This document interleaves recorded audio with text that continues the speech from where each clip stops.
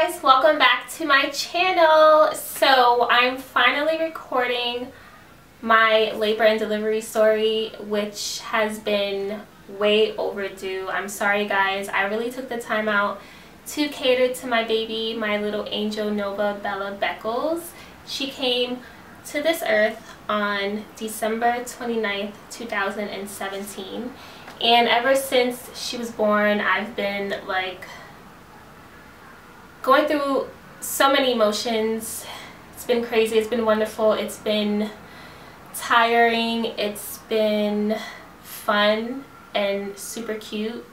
Having a girl is a blessing, and she's awesome. So yeah, let's jump into this video because it's way overdue. I don't want to like over talk you guys. I'm gonna give you this first, and of course I have many videos coming after this, so yeah, let's begin. Alright, so I was 41 weeks pregnant when I went into labor, and at 40 weeks I think I did a vlog.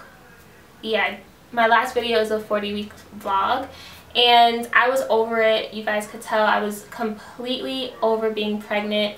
It was so hard sleeping, and I was just like, okay. It passed her due date, which was December 22nd, and I think I just came back from like an event with my friend, and I was like looking up how to like naturally stimulate labor. So it said like start like pumping your breast with like the manual pump or the electrical pump. So I had the electrical pump and I started pumping, and I didn't feel anything, no milk came out, and it was just like, okay, I tried it, like let's see what happens.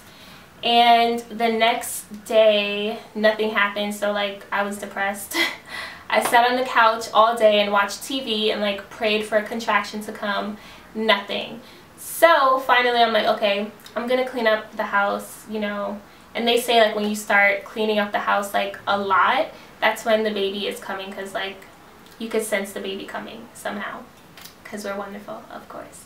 So yeah, I started cleaning the house, and I was like really squatting down and like picking things up and cleaning, scrubbing things, and my boyfriend was getting mad at me because like I was cleaning things with cleaning products, you know. So I was doing the most. Yes, I was, but it was all to induce my labor. That night on December 27th at 10 p.m. I started to feel contractions that I've never felt before.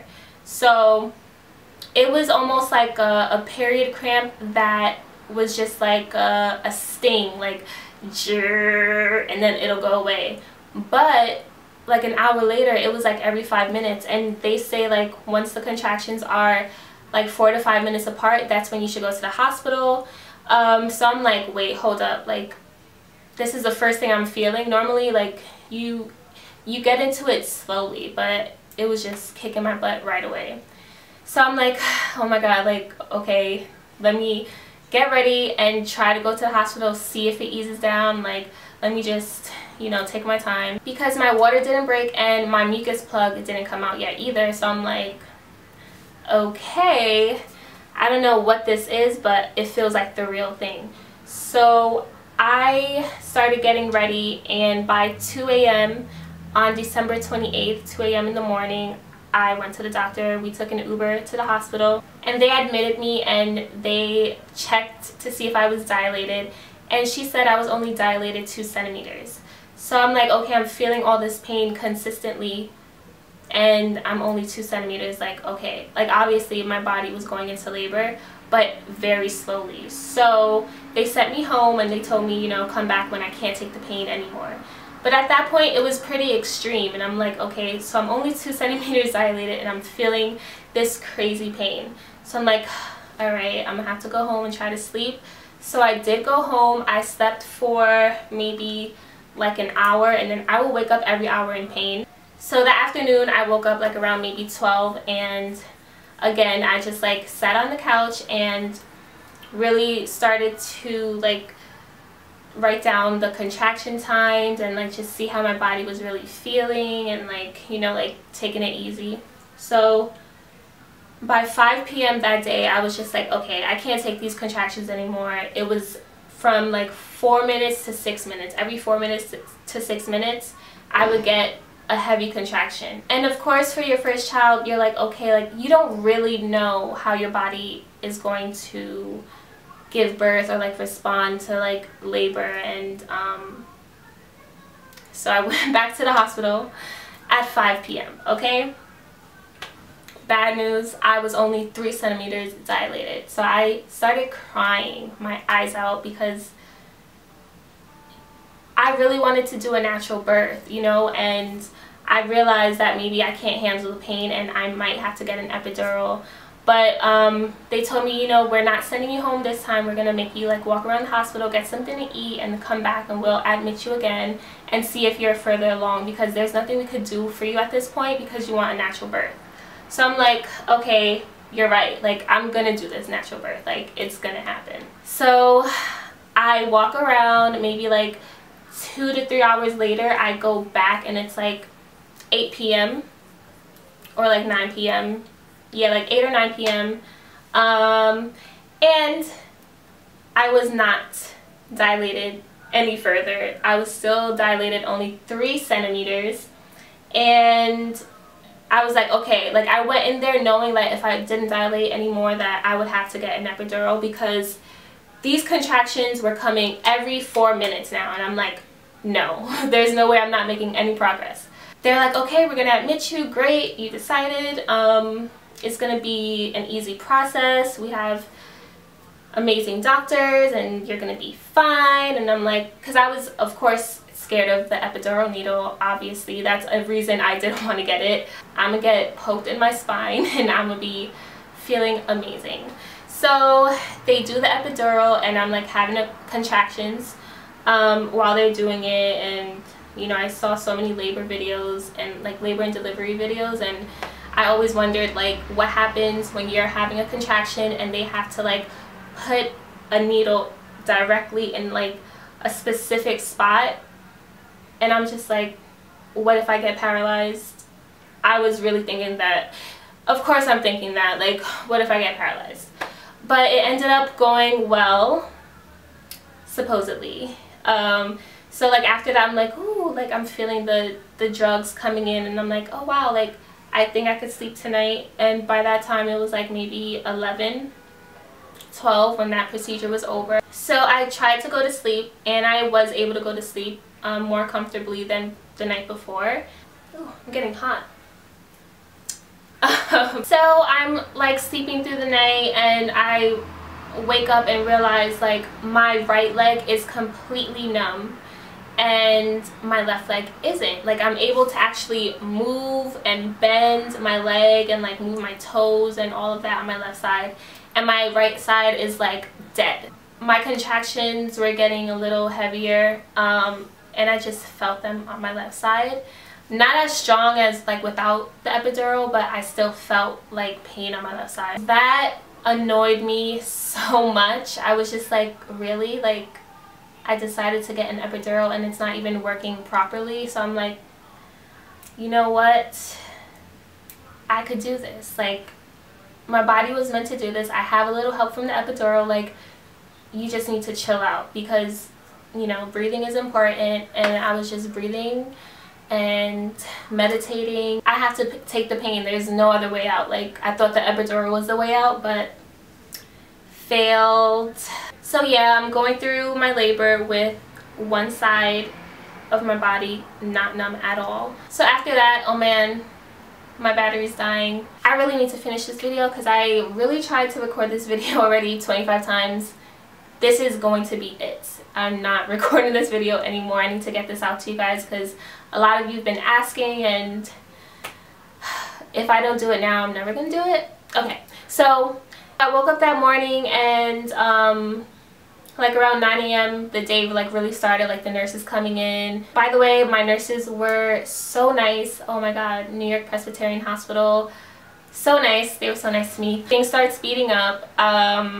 My epidural still isn't working properly, and like people try to fix it and nothing. So they just like gave me more so I could press the button, and just like refill the epidural, and it'll just like go by itself. And they ended up giving me Pitocin, which sped up my contractions so that like I can actually dilate more, because in the morning I was only 5 centimeters dilated and they wanted me to be at least 6 or 7 by that time, so they had to speed up the process. And of course contractions get worse when you take Pitocin. So then damn, this camera better not die. After the Pitocin, they kept checking me like maybe every hour and a half, and it came down to the last hour, which was 3 p.m. and I was so dehydrated at this point, and I was trying to drink Gatorade, water, I was trying to eat ice chips, and I just kept throwing up. Nothing will stay down. Like, I was so dehydrated, my mouth was so dry. I'm trying to breathe, I'm trying to meditate, I'm trying to like get in the zone because it's getting crazy. I'm feeling so much pressure down there. It was insane. And by around 4 o'clock, I'm like telling them, okay, it feels like I have to poop like really bad, like, and I can't even get up. Like, what am I gonna do? Like, I feel, it was crazy. And the nurse was like, no honey, that's the baby coming out. Like, the more pressure you feel down there, that means the baby's coming out. And I'm like, well, I think she's about to come out. So like they start freaking out, and like, not freaking out of course because they had it under control, but I started freaking out, and I was just like, I have to push, like I need to start pushing. They're like, you need to wait, like the doctor's gonna check you first to see how far you're dilated. And they came in like 10 minutes later. So at this point I'm like really just in the zone, trying to be at least. So then I start practice pushing, and they're like, okay, we're gonna get the doctor so you could like really push. And by this time it was like 4:20, and so I did my practice pushes, and I delivered Nova at 4:42 p.m. They were not expecting me to push that fast. Like, they said it will take like an hour and a half, and I delivered in 20 minutes. So I was proud about that, and like she just popped out and she looked at me and didn't like cry or anything, just like really looked in my eyes, and I was like, it was beautiful. Like, I have no words. Exactly. I was like, but yeah, it was amazing. Like, just looking at her for the first time, I didn't do like any 3D sonogram or 4D sonogram. Like, I wanted to be surprised when I seen her and like just instantly meet my daughter and know like she's the love of my life forever. I love her so much. She's already 6 weeks, so like I'm over all that pain and hurt, and I was pretty traumatized.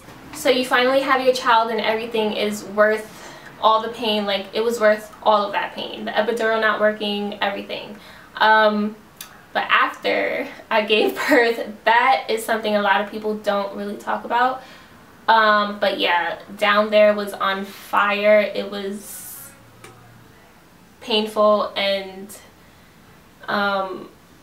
you know, having a new baby, you want to obviously like be capable of like taking care of them, moving around the house, and you know, but sometimes you just gotta chill out and have people support you and help you. And I had a lot of support throughout my pregnancy and throughout the labor and delivery process, so I'm very thankful for that. I'm happy I'm finally filming this video, and I feel like my camera is about to shut off, but if it does, thank you guys for watching. Don't forget to thumbs up this video and look out for more videos from me. But yeah, I'm just gonna talk until the camera dies then, because I have a lot to say.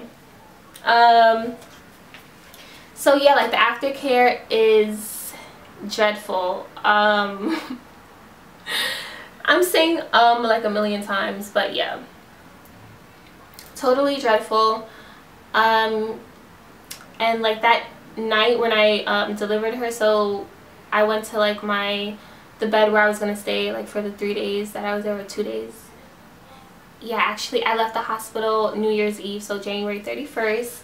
So that night when I got into the room, I tried breastfeeding her and she latched on really well. There was a nurse that helped me like latch her on instantly, and it was perfect. I was like, this is perfect, you know, like I have my baby, I can feed her, and life just began all over again at that point in time. It's really life-changing.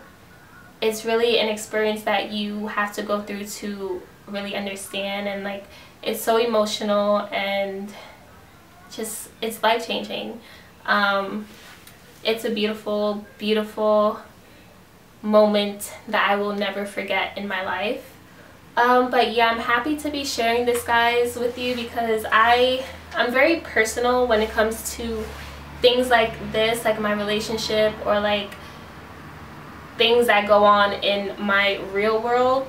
And I try to show that as best as possible without giving too much of myself, because I feel like a lot of people do get lost like in the internet, and you know, like you gotta live your life. Like I'm happy to share it with you guys, even though I am private, because I watched so many YouTube videos when I was pregnant that it helped me so much throughout my pregnancy.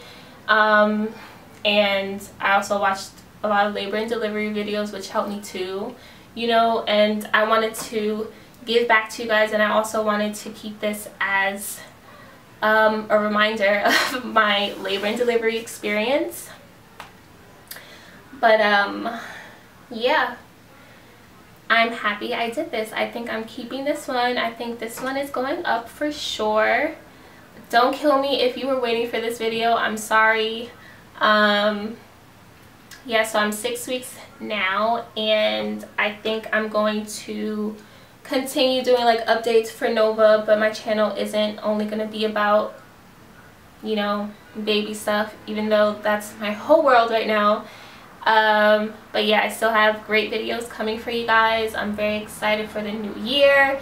Happy New Year if I didn't even say that. Well, I haven't, because yeah, I gave birth before New Year's and I've been like MIA a little bit.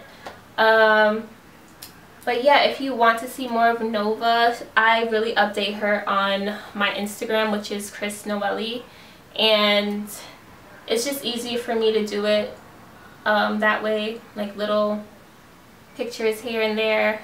So yeah, follow me there. There's so much to tell you guys. I think I'm gonna get a little